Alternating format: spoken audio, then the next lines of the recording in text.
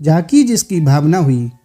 एक व्यक्ति धन की कामना से ठाकुर जी की सेवा करता था। उसका धन बढ़ने की बजाय नष्ट होता गया।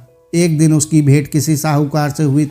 तब दोनों में वार्तालाप हुआ तो साहूकार बोला, आप गलत मूर्ति का पूजन कर रहे हैं। ठाकुर जी तो केवल अपने चरणों की भक्ति देते हैं या फिर जन्म मरण के बंधन से सदा सदा के लिए मुक्ति दिला देते हैं। धन देने वाली तो माँ लक्ष्मी है, आप उनकी सेवा करें।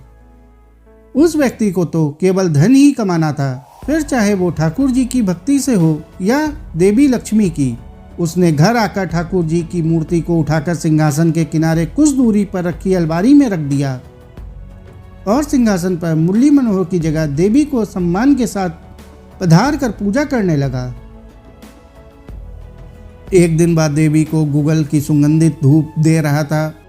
उसने देखा धूप का धुआं हवा में मुरली मनोहर की ओर जा रहा है। उसे बहुत क्रोध आया और मन ही मन विचार करने लगा, देना लेना कुछ नहीं, धूप सूंघने को तैयार बैठे हैं। देवी के धूप को सूंघकर झूठी कर रहे हैं। उसने रुई ली और ठाकुर जी की नाक में ठूस दी।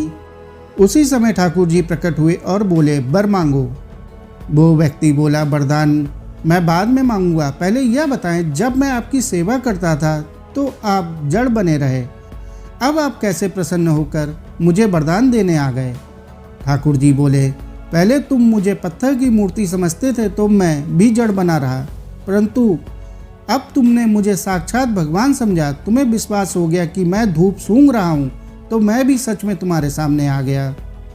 शास्त्र कहते हैं, जिसकी जैसी भावना होती है व जिसका जैसा विश्वास होता है, उसकी सिद्धि भी उसी प्रकार होती है। साथियों, आपको यह कहानी कैसी लगी कमेंट करके जरूर बताएं। कहानी अच्छी लगी हो तो कहानी को लाइक और चैनल को सब्सक्राइब कर लें। धन्यवाद।